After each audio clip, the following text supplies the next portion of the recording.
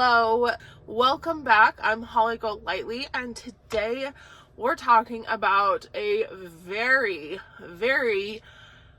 agender fragrance note. It is, of course, the long-awaited Absinthe fragrances video. Yes, it's been in the works for almost a year now, but today's the day.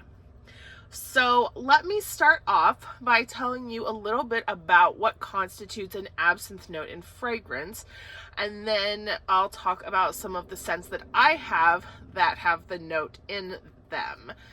I apologize, everything's a hot mess because I figured if I did not film this video now, it was never going to happen. So that's what we decided to do. So absinthe is a liqueur, and it is based around an anise, the anise seed, and the wormwood or artemisia plant. There are a lot of anise-based liquors out there in the world. One that most people have probably heard of is ouzo from Greece. I don't know the history of absinthe, but I do know that at some point that was popularized in France during the Belle Epoque, the golden era of the 1800s, and from there it spread like wildfire to the rest of the European continent and then to North America, where it eventually was outlawed during Prohibition. And it was only in like the late 90s or the early 2000s where it became legal to import absinthe into America again. So, there's your history lesson. In perfume, there's a couple of ways perfume.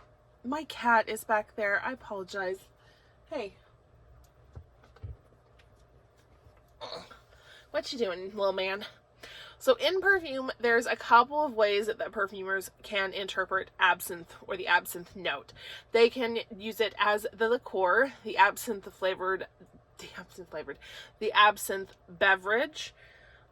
They can use it as wormwood or artemisia, which is part of the flavor of absinthe.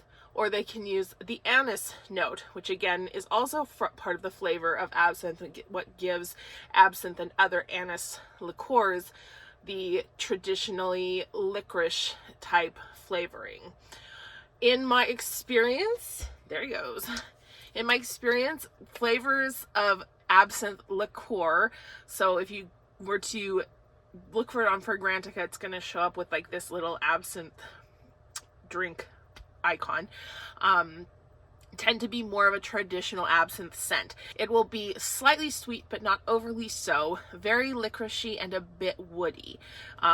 This is the type of note that we will find in something like Le Vert from Kilian Paris, or another one that I'm going to talk about, which is Absinthe Minded from Anka.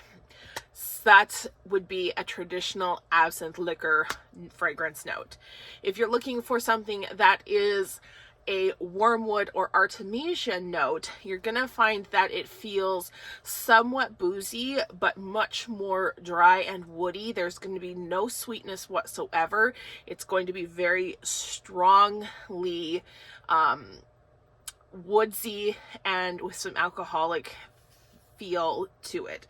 So this type of you'll find in something like absinthe from Nasomatto. And then the anise note is the sweeter, heavily licoriced scent that usually has no woodiness attached to it, but can sometimes be powdery, violet-like, or a little bit sweet and alcoholic feeling. This type of note is in the Absinthe 9 from Cinis Labs that I'll talk about. It's also what you'll find in Forbidden from House of Matriarch, which is another one that I will talk about in a bit. There is another way to interpret absinthe, but it's not usually labeled as absinthe, and that's the green note. It tends to be slightly powdery, slightly sweet, slightly licoricey, and more dry. But this type of note is more of a concept rather than an actual scent type, or scent note. So when you have an absinthe that's more of like an idealized concept, it tends to be a lot more digestible within a perfume than a direct absinthe, artemisia, or even anise note. My cat just closed the damn door. Get out. Shoo. All right, so with that out of the way, let's start. Let's talk about first mainstream fragrance. There's not a lot of designer fragrances with an absinthe note, but you can find anise in quite a few mainstream fragrances. Things like Lolita Lempicka for women, a lot of John Varvatos for men, Hugo Boss for men. The anise note is popular in sweeter, more gourmand style of fragrances because it does lend that licorice type of vibe to a scent. So most designer scents that have a absinthe leaning vibe are usually because of an anise or star anise note. Although the two are similar, they're not exactly the same. So if you want something that's more licoricey, usually star anise will show up. If you want something that's more spicy, look for just plain anise. In niche perfumery, anise still isn't an overwhelmingly popular note. It has a lot of things going for it that tend to make it difficult for people to get along with. One, licorice is not a hugely popular style of candy. Number two, the note itself lends to be almost too sweet, too powdery, too woody, too dry, too something, and it's very strong. It's not something that's very subtle in most fragrances. And three, it has a tendency to give people the feeling of nausea or headaches. It is more of a headache-inducing note than a lot of other common woody or gourmand style fragrance notes. So when it's put into a composition, you'll usually find that the composition itself is either absinthe based or is like centered on the absinthe note, or it's part of an entire like idea of something that has a lot of similar style fragrance notes in it. Something that is boozy, that is sweet, woody, oftentimes something that evokes the era of Paris in the 1800s. So although it's not common, it can absolutely be done well. There are a lot of fragrances out there that have a nice absinthe or anise or wormwood note that I don't have here and that I've never smelled. So if you have something that you love, share it with me down in the comments below. Don't forget to subscribe, and let's start talking about some of these fragrances. One of the most well-known absinthe fragrances is from Kilian, and that is Le Vert by Kilian. This is something that I would call more of a true absinthe fragrance. It has a nice balance of woodiness and that licoricey powdery note from anise, but it's not overly sweet. It doesn't have a sweetness like candy that some anise scents can have. It's woody, it's slightly masculine leaning, and it really does smell like a glass of absinthe. If you were going to make a toast, or if you had an absinthe fountain, it's quite a pleasant scent, and it dries down to being very nice, warm, and slightly sweet on the skin. I do feel that with Le Vert, the fragrance is more feminine when it dries down and more masculine on first spray. However, this is a totally agender fragrance and could be worn by anyone for any occasion. I really think that it has not a lot of boundaries. I mean, maybe not the office, but certainly just about any other time. If you are looking for an absinthe fragrance and you want to invest in a nice quality niche scent, Le Vert is a great one to pick up. It's not over the $200 mark, which is my threshold for expensive. So if you want to have something that you're not spending a lot of money on, but still getting really good quality, Verte by Kilian definitely produces a nice absinthe fragrance and good like bang for your buck. This next one is definitely a wormwood type of fragrance. There's not a lot of licorice in this scent. It's not anise heavy at all. It's definitely an Artemisia wormwood scent. That is from Heretic Parfums, and the fragrance is Poltergeist. So Poltergeist from Heretic Parfums is limited seasonally. You can get it in the fall around Halloween, but other than that, it is not available on the Heretic Parfums website. You could try, it hit me from that spray. You could try to find it secondhand. I don't know how much resale there is for the Heretic fragrances. I have a few and I wouldn't plan on reselling them. So this fragrance doesn't really smell like absinthe at all to me. There's something smoky and woody in here.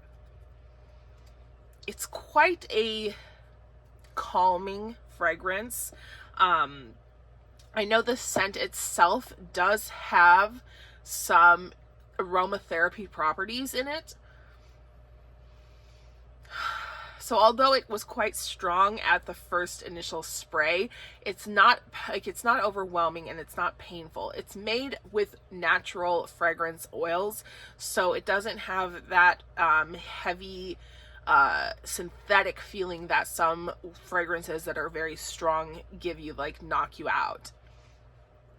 Although I don't smell any of the absinthe in this fragrance, it does claim to have wormwood and absinthe notes, so to me it's just a heavy woody fragrance. This would be best for just a late evening, probably an intimate company, but this is a good example of how the wormwood and Artemisia are the same thing. Artemisia is a Latin name for it, but this is a great example of how wormwood is a very versatile fragrance note when used as a flavoring or scenting substance as opposed to the absinthe. Yeah.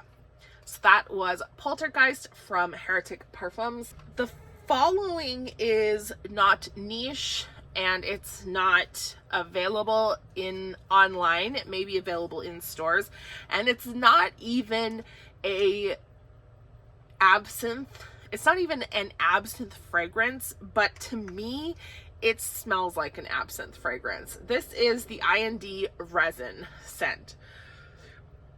So this fragrance is from Urban Outfitters. This is an Urban Outfitters in-house brand. So you could go to the store perhaps and find it, but it's not available on their website. And to me, it has a very licoricey sort of woody kick. There's no wormwood, there's no absinthe, there's no anise listed for this fragrance, but to me, it smells like an absinthe fragrance. It is resiny, it is cooling, it has eucalyptus in it. So I think it's just a combination of notes that are making that effect. But to me, I really like wearing this when I want to give something a more absinthe kind of punch. Like, I like to layer this fragrance with others. It's not expensive. I think it was $18, and it's not technically an absinthe fragrance, but I'm including it here anyway. I have a few that I only have in sample size. I actually ordered these as sample when I purchased Verte from Lucky Scent. So what I have for the samples, we have Nasomatto Absinthe, L'Artisan Parfumer Food Absinthe, Anka Absinthe Minded, and Hildi Soliani Eau de Cuisine. So I'm going to start with the Hildi Soliani because to me, I don't pick up the absinthe in this scent at all. To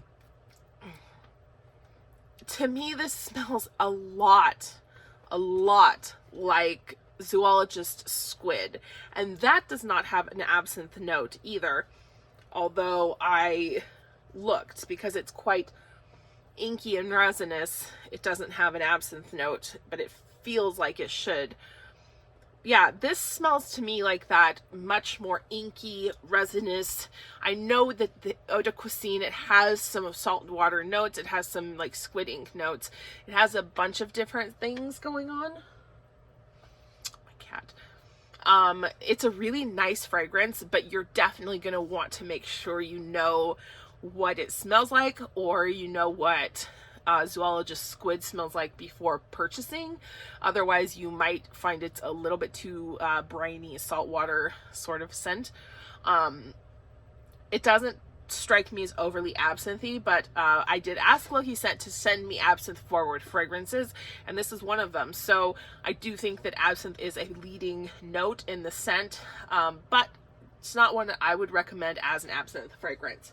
I do think that the I&D Resin, which has no absinthe note, smells more absinthe than Hildi Soliani Eau de Cuisine. Next is Anka Absinthe Minded.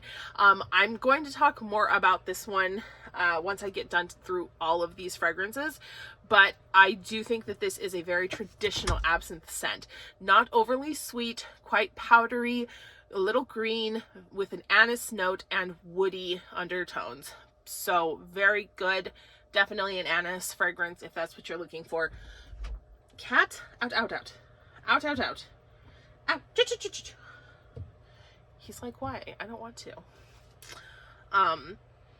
Yeah. I can still smell it on my skin. It's really nice.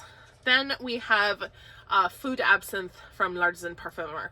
So this is definitely not a safe blind buy. If you are looking for an absinthe fragrance and this one, and Food Absinthe comes up, that's not it. This is not a safe blind buy. This is a very strong, woody, green absinthe with just a hint, like somebody just like put a little twist of anise on top, and then it dries down. Quite strange, to be honest. I don't recommend it. I don't love it.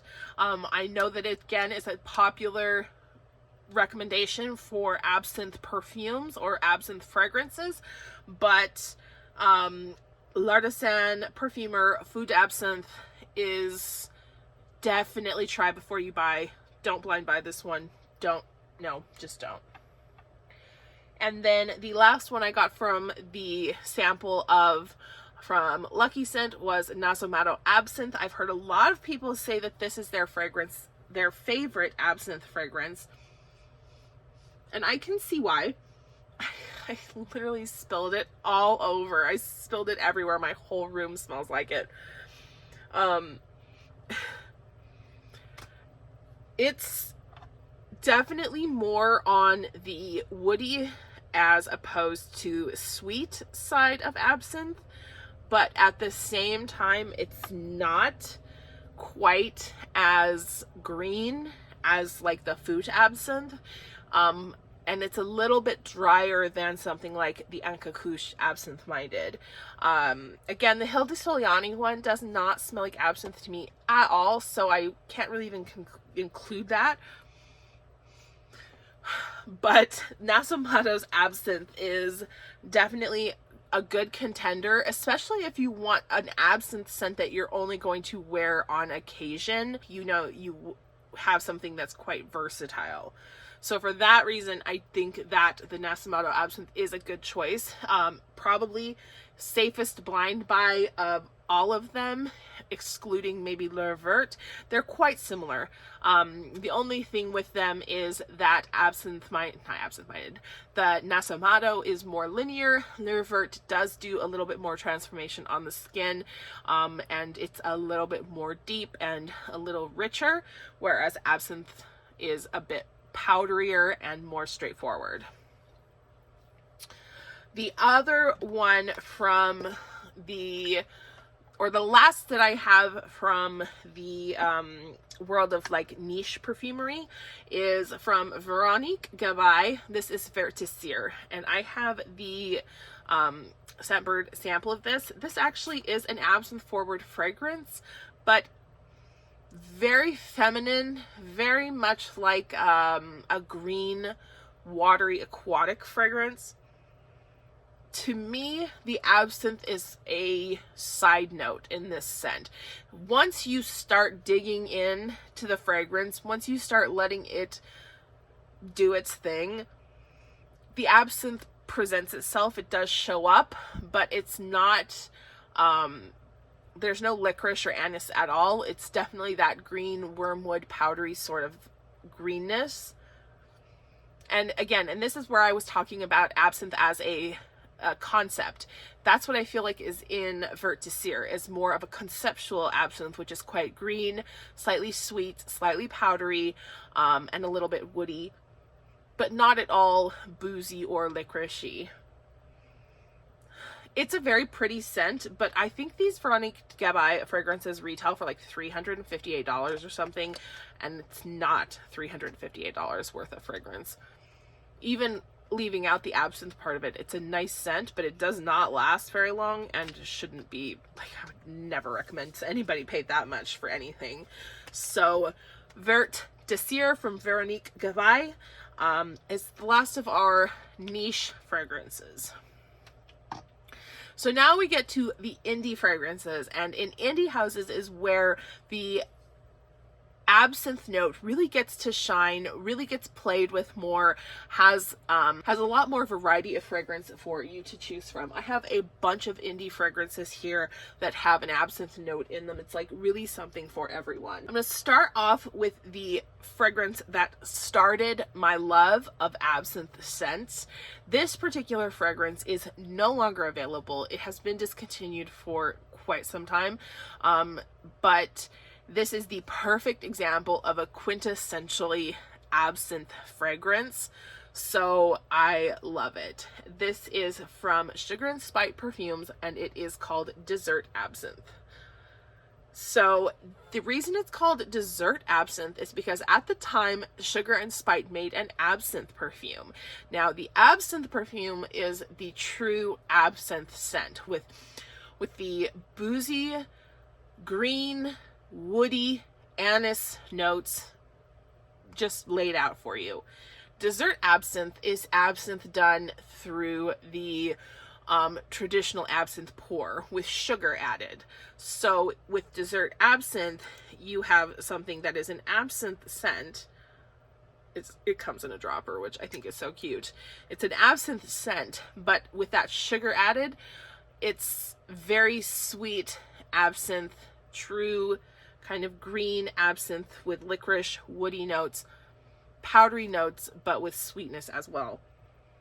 This one, when I first received this, I think I got this back in 2015, I think. It made me ill. Like, it made me physically ill. It was so sweet and so strong. Now, after I have grown accustomed to the scent, and it has really developed and blossomed and mellowed out a bit, I find it very pleasant. It's got the licorice sort of flavor, scent profile, but it's also just a bit green and woody. So it really does feel like you're drinking absinthe with that sugar in it. And you can get that in your palate. It does have a very palatable scent. To me, Dessert Absinthe from Sugar and Spite is like the quintessential absinthe fragrance. It's basically what I measure up every other absinthe fragrance that I try. If it's as good as this, or if it's close to this, then it is something that's worth getting or keeping. But if it's like totally different or not like this scent at all, I usually will pass on it. Because it's not available anymore, however, I'm sorry. I'm really sorry. A good alternative to Dessert Absinthe for a fragrance that is available, however, is from Arcana Wildcraft, and it is Absinthe. by Arcana Wildcraft. I've talked about this before. I have another one from Arcana. This has more citrus added to it, and that's a fairly common thing to do with absinthe fragrances, is put in that citrus note. It gives it that Belle Epoque kind of golden era feel. This has the sweetness, though, of the dessert absinthe.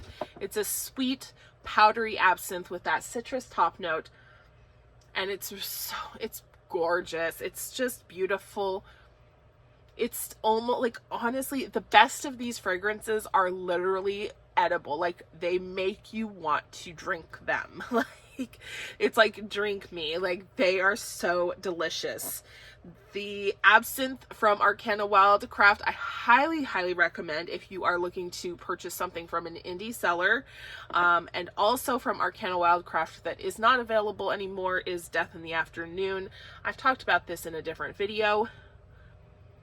This is basically the absinthe fragrance, but added into some fruits and that champagne.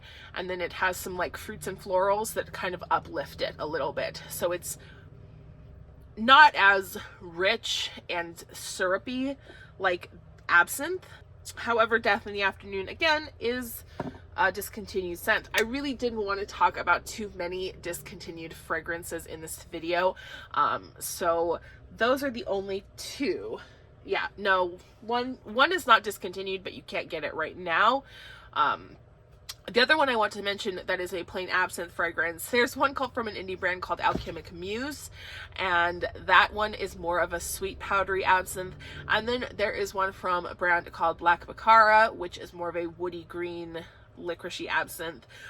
Those two are also good alternatives if you are looking for just a straight absinthe fragrance. I think that if you want to just get a plain absinthe fragrance, going with an indie fragrance oil is the best way to do it, because not only can you use it as a layering option with any other scent, they're affordable and usually last quite a long time. They don't turn or go bad nearly as quickly as an eau de parfum. Another one of the indie perfume oils that has a distinct absinthe note that I really enjoy is Homespun. This is from DarlingClandestine. This bottle is leaking, which is why it kind of looks all grungy like that, but it's actually a multifaceted green, just very, it's sweet, it's soft, it's powdery, but it's still a bit anisey and woody. It's very pleasant. I really enjoy wearing this fragrance. This reminds me of a bootleg or moonshine absinthe that I had once, which I don't recommend you trying because it will knock you flat on your ass, but that's the vibe you get. Like, it's got that boozy kind of anisey scent, but you're not really holding on to the notes that make absinthe what it is. That wormwood and that sort of thing. This is probably the least absinthe forward of these fragrances. And if you see this available from DarlingClandestine and you want to give it a try, I feel like you'd probably be safe blind buying this, as long as you know you get on with like green notes, like different things like vetiver, patchouli, hay, things like that. So that's Homespun from DarlingClandestine. I also have Forbidden from House of Matriarch, which I mentioned earlier. This is also one of the better absinthe forward fragrances that I have found, and it's quite a bit different from all the others, because Forbidden is it's a combination of fragrance notes that are really making examples of all things that are forbidden. So you have things like apple, you have different flowers, you have some different musks, skin scents, and the absinthe is more like the idea of like the serpent that kind of weaves its way in and out of the scent. It's quite a green scent at first, but then it dries down and those richer, like sexy florals and skin musks start coming out. And that's where you start getting like the more anisey, wormwood, woodier, heavy facets of absinthe with Forbidden. I think it's done quite interesting. It's done in quite an interesting way. It's a very unique take on absinthe. I highly recommend this fragrance. These little sample sizes you can get in a pack of 5 for $90 if you want to try others of their fragrance. You can usually find sales on these fragrances. So if you do want to try an absinthe scent, but you don't want just a standard straight absinthe, Forbidden I highly recommend.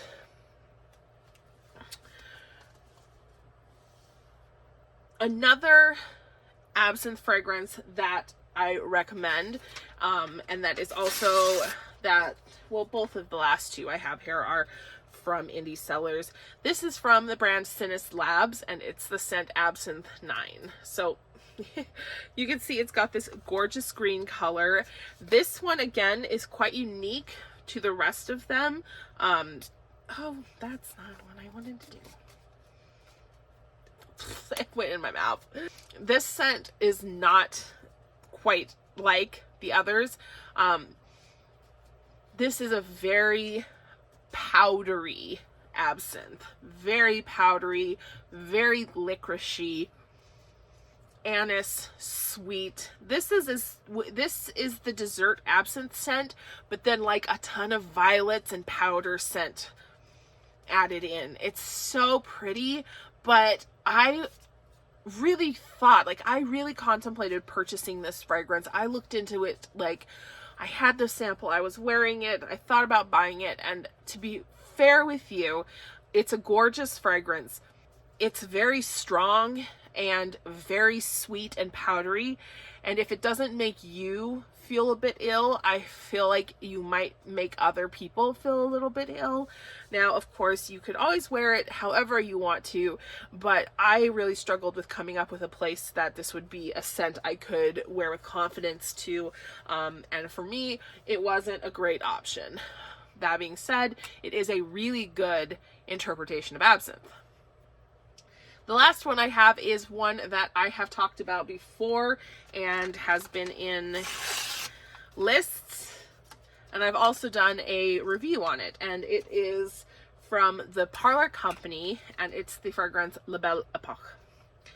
So this is just a bright citrus, sparkling, it's very alcoholic feeling. It feels super boozy. It feels like champagne, citrus, and then it has absinthe and a little bit of musk and some greenness at the base. Again, when this is the type of fragrance that when I smell it, I get a physical response in my palate. I get my mouth watering.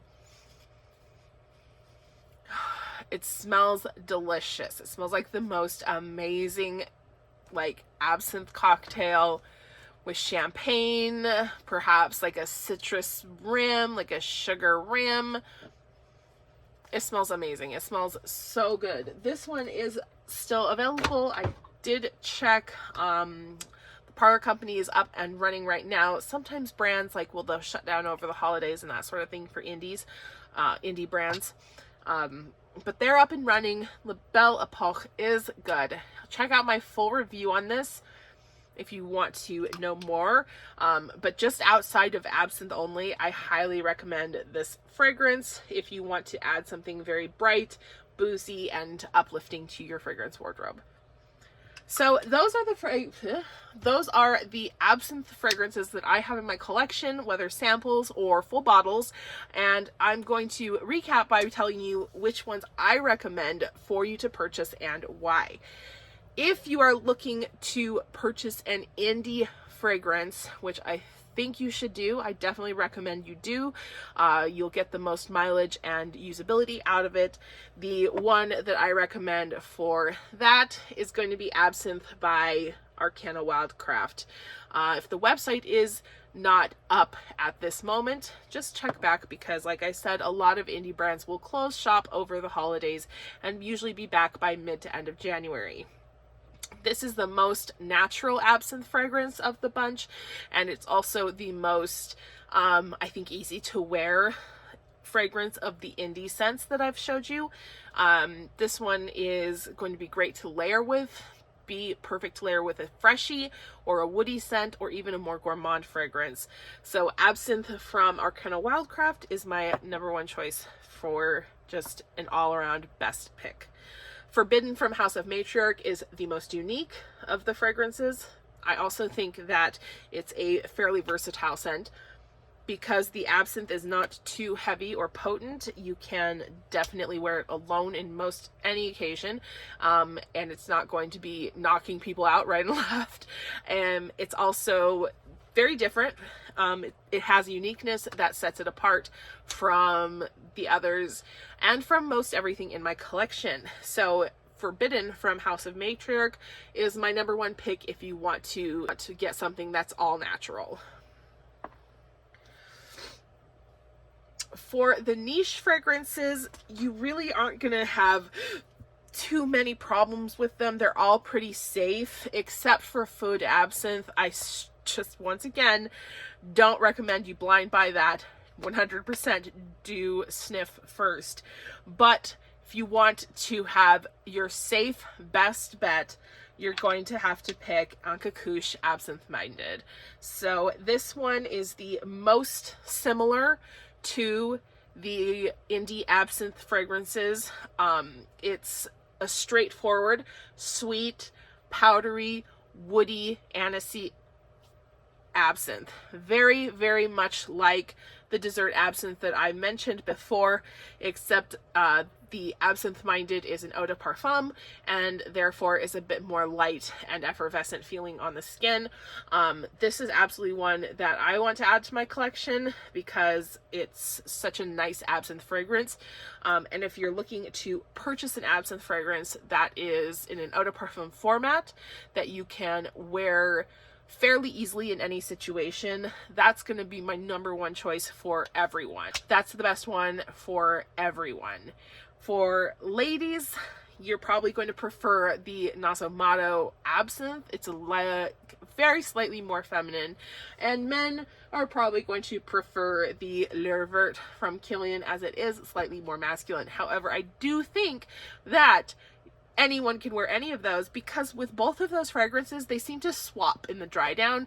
Nasomatto's Absinthe gets a little bit more masculine, and Vert becomes a little bit more feminine. Okay, I hope I didn't leave anything out. I also want to go back and just say, like, La Belle Epoque is an all-star for me in my collection. So check that out even if you don't want an absinthe fragrance. And yeah, if you had any questions that you feel like I didn't cover, if there was any of these scents that you didn't really get a good impression of, feel free to ask in the comments below. But otherwise, I hope that this video helped you, and I hope that you got the information that you were wondering about when you're trying to decide on whether or not to purchase an absinthe fragrance. Just remember that not all absinthes are created alike, so make sure that you do sample, because I don't think that any absinthe fragrance is a safe blind buy. I'm Holly Golightly. Thanks for watching. I'll see you next time.